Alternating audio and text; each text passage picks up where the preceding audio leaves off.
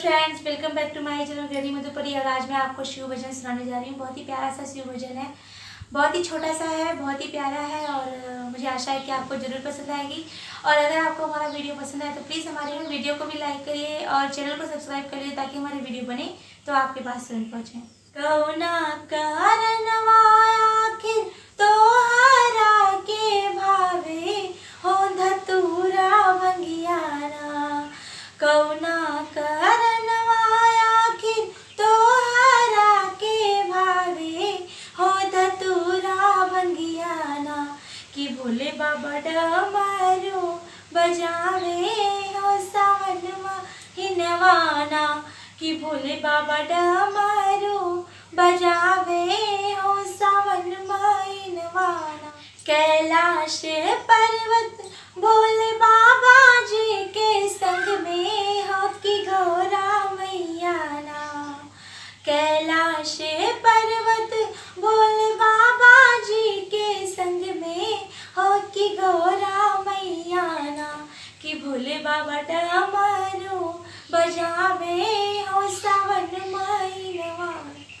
कि भोले बाबा डमरू बजावे हो सावन महिनवाना। कौना कारणवा आखिर तोहरा के भावे हो सर्पों के मलवाना।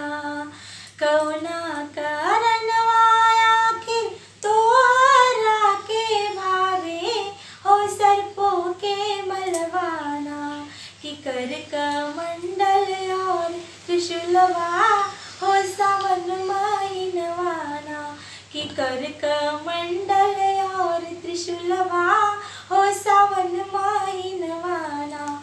कि भोले बाबा डमरू बजावे हो सावन महिनवाना। कि भोले बाबा डमरू बजावे हो सावन महिनवाना। कौने कारणवा गंगा माईया विराजे हो कि किसिया तुहरे ना। कौने कारणवा गंगा माईया विराजे हो कि किसिया तुहरे ना। कि चमके चंदा के अजुरिया हो कि किसिया तुहरे ना। कि चमके चंदा के अजुरिया हो कि किसिया तोरी। भोले बाबा डमरू बजावे हो सावन महिनवाना। कि भोले बाबा डमरू बजावे हो सावन महिनवाना।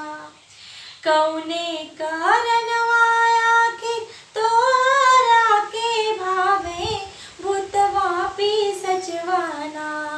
अरे कौने कारणवा आखिर तोहरा के भावे ओ भूतवा पी सचवाना।